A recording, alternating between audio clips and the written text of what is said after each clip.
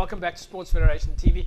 Oh, it's been a fantastic show today so far, speaking to the athletes that are making such a difference at the moment, really competing well. We, of course, spoke to the folks from Funakosha Karate and Stefan Garlicki and the guys, Garlicki at least, Garlicki from mountain biking, and Mariska Strauss from mountain biking. So it's been very exciting so far. And remember, a little bit later during the show, I'm going to give you an opportunity to win yourself a case of Bashu's cool drink, so make sure that you stay tuned for that. I'm going to give you a simple name to send in to 33090, so you need to keep your phone handy. A little bit later in the show, after we speak to the folks from Fancy Pigeons, we'll be speaking to Dylan Tommy, that I've been calling Tommy Dillon in the same way as the American country singer. Okay, but we don't have Tommy Dillon, the country singer, on with us. We're going to have Dylan Tommy, the president of Life Saving South Africa, join us in a couple of minutes' time. But right now, the president of SANPO, the South African National Pigeon Organization. Have I got that right, Fadiel Hendricks? Absolutely correct, yes. Thank you. South African National Pigeon Organization. Tonight we're talking about fancy pigeons, but obviously there are other disciplines in SANPO. Yes, within SANPO, thank you very much for giving me the opportunity to being here, JP. You know, we thrive on having this type of media coverage and informing people about our federation and our sports code. SANPO being the national body and the controlling body of pigeons in South Africa, and within SANPO we have also the Fancy Pigeon arm, which is the National Fancy Pigeon Association. Yeah. The National Fancy Pigeon represents over 184 breeds in South Africa.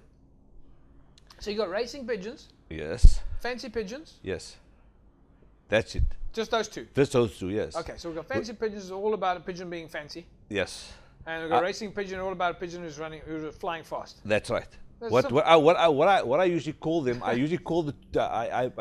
differentiate between the two so people can understand it. The one being Usain Bolt of the track, and the other one being Naomi Campbell of the catwalk. Oh, I like that. I like that. The one pronk and the other one. That's right. Yeah.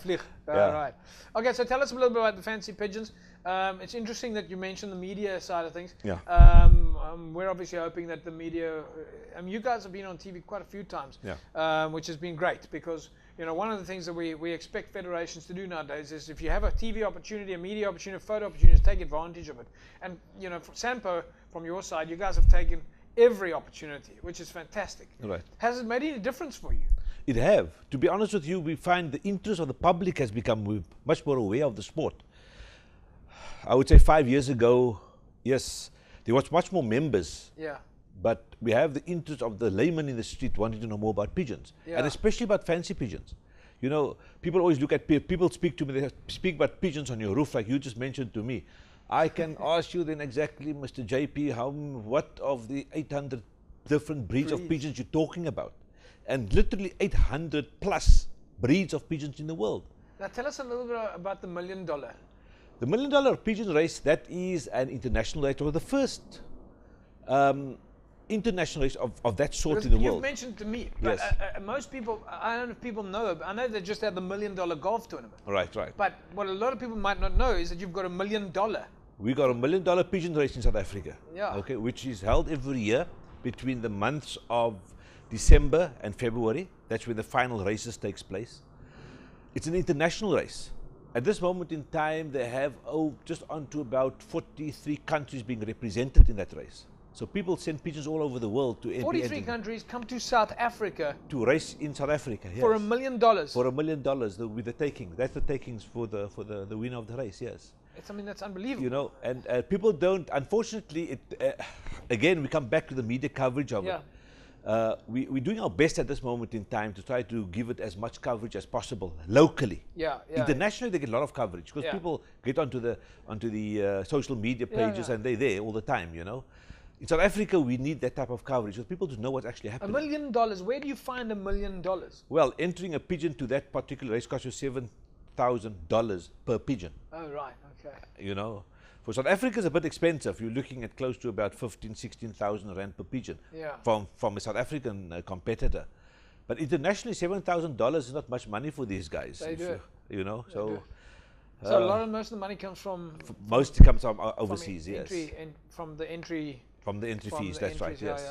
And this happens in South Africa. It happens in South Africa, right? $1 million. On the Vaal River, yes. Unbelievable. It used to be the Sun City $1 million pigeon race. It changed now. It's just called the South African $1 million pigeon race, which is held on the Vaal River. Those birds that win, yes, the top birds, I mean, we've had them before. I mean, yes. What are they worth? Well, you know, today it's like in horse racing, and in the there's DNA tests that must be done on the pigeons to find out the pedigree, etc. But it can be anything worth from 100,000 rand to close to R1 million. 100,000 to R1 million for a bird. That's right. Unbelievable. Tell us about fancy pigeons. Tonight we've spoken a little bit about racing pigeons. Now I know you came on the show because you really wanted to talk about fancy pigeons. Yeah. I nearly said there's less glamour, but there's probably more glamour. Well, you know, we don't have a world event like the $1 million pigeon race, but we have major events through the world. Okay, with the biggest being in Europe. Okay. Yeah. You have at the VDT, that's the national show in Germany, up till about 76,000 pigeons being represented there. Yeah. With over 600 breeds. But what makes a pigeon fancy? Well, you know, I will have to produce the entire structure of fancy pigeons. You get all the different types of pigeons, which most of the people, the common one that they know is the fantail. That's got a little the tail. So it's all about the bird itself. I mean, it's not like a poodle that you can trim and cut and wash and shape his tail and all that. No, there's nothing like that goes with pair. They actually breed according to that standard. It's got to be. It's got to breed to the standard. Okay. Yes, you know, it's very difficult. Yeah. To be honest with you, but. Do they need to do any grooming, like brushing the pigeon? Yes, you got to do. You got to makeup and. No, makeup. But we got to do grooming. You know, when it comes to fancy pigeons, like with racing pigeons, there's what we call the pigeon husbandry. You got to look after that pigeon properly. It's just not giving food and water and boom. Yeah. You know, off you go. So how do I get into fancy pigeons? If I'm watching the show right now, I mean, that's part of the reason why you're here. Yes. You know, it's awareness and get people involved. Yeah. And if I want to see the pigeons, how do I get involved? I want to become a fancier, if you want to call it. And I want to find a local club, or how do I get involved in this? JP, there's websites that we have. We have websites, the SANPO website, which is the national website. We've got the NFPA website, okay, which is fancypigeons.co.za. Where we give you an entire breakdown of how to apply to become a member of this association. Okay. Do you have to buy a pigeon? You got to start off somewhere. Yeah. You know, so many people get into pet shops. They get pigeons in pet shops, and then that's where they start on. Really? You know? So you can? Is that like an entry level? You can go to a pet shop. You can go to a pet shop and buy a little pigeon there. Of course, you're going to buy a pigeon which is probably on the lower end of the scale when it comes to the standard of the pigeon. Yeah. Okay. But that's a start. I mean, I started there over 45 years ago. You understand me? So because you know, when I was a kid, yes, I went to the piano shop. Yes. And I bought a piano box. Right. There was a houtkussie. Yes. That the piano gets shipped in. Right. That was and I had pigeons. You won't believe it. I had pigeons, and I cut the pigeon, the wooden box. I cut half of it off, and I put pigeon wire, chicken wire, chicken wire for the pigeon cage. Made half of it, and then the other half was a door, and that was my pigeon cage. Did you know something, JP? That if you speak to pet shop owners, they'll tell you the quickest thing that disappeared to the pet shop is a pigeon. Really? And where does they go to? You know, many times they come to my roof. That's where they come to. No, but that's a feral pigeon. That's a different pigeon. You know, that's a feral pigeon. Okay. You know, we have to differentiate. All right. Okay, the one is the feral pigeon. Yeah. The one is a racing pigeon, and the other one is fancy pigeon. So the one is hanging out of the Grand Parade. That's feral pigeons. Okay. You understand me? That's a different ball game. They can live anywhere, any part of the world. You'll find them. What about money, budget-wise? How for entry level for anybody? Because I mean, what we want to do, of course, I mean, we want. You know, just like with life saving, we want the kids that are out there to be able to participate. Right. We want the moms and the dads to know that the kids are in safe hands. Yeah. That there's a club that they can go join to, perhaps somebody who's a role model that they now know is in safe hands. Right. We're going to be speaking to Dylan Tommy, who's the president of Life Saving South Africa, after this. But there's a perfect example. Now, affordability is something that can, in some cases, be a barrier to entry. Right. Is it affordable at the entry level? We know we're not going to do $1 million a year. Yes, at the entry level for fancy pigeons. Let me start off with the fancy. At the entry level for fancy pigeons, it's very economical. Okay, unfortunately, we are also governed by the increases in food, etc., and wheat and all these type of things. So we're governed by that.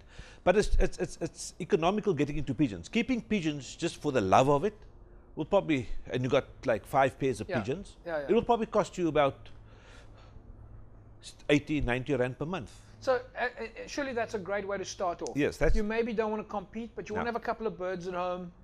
But we recommend that you come, you see. The whole idea is to get you to come to the shows. Yes. And that's where the interaction takes place. How often do you do the shows? Well, we got about five, 6 shows in the Western Cape. Yeah. Okay. Nationally, we got much more. Yeah. But in the Western Cape, we got our first show for the year is usually our Young Bird show, which is in Malmesbury area. When is the next show? The next show will be on the 5th of May. Okay. In Malmesbury. That's a while back. Okay. Anywhere we local, actually, if I want to go see pigeons tomorrow, like where would I go? Then you come to my house. Okay. You know, but then we have also we have our shows at the agricultural shows, etc., which is right through the year. Yes. Okay. The unfortunate part with pigeons, there's a period in their life when they molt, and so you need to treat them with care that time. Yeah. So from the month of December to the end of February, it's a no-no for pigeon. Okay. Okay. That's when they're usually in summer when they molt, you see. And so when it comes to winter months, that's when they're at the best, you know. And we find that most of our shows start only at the end of February. Fadiel Hendricks, the president of SANPO South Africa. It's been a pleasure having you here on the show.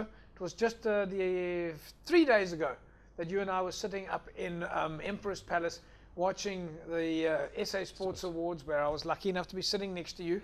I was lucky. I know you didn't. Apparently on Facebook you were not that lucky because you didn't fly down with Siabella Sinatla.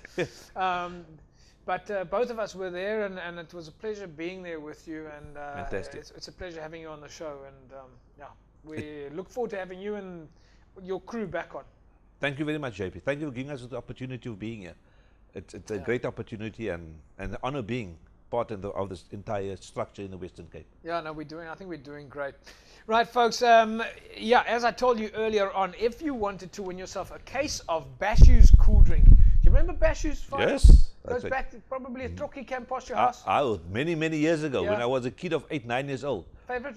Did you have a favorite flavor? That's the favorite flavor I have there, ginger beer. Yes. All right, yeah. Okay, well, we're going to have to give you a ginger beer before you go. You got to make sure. But remember, everybody used to come past with that little truck and the bottles, and you change the bottles and all that. Anyway, if you want to win yourself a case of Bashu's, then all you need to do is SMS the word Bashu's to 33090.